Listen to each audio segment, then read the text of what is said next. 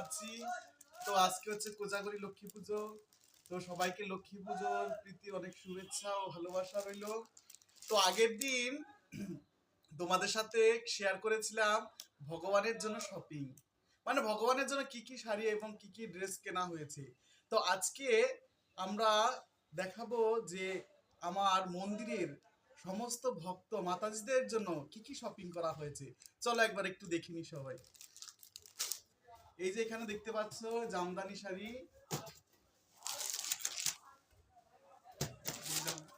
আর এখানে আছে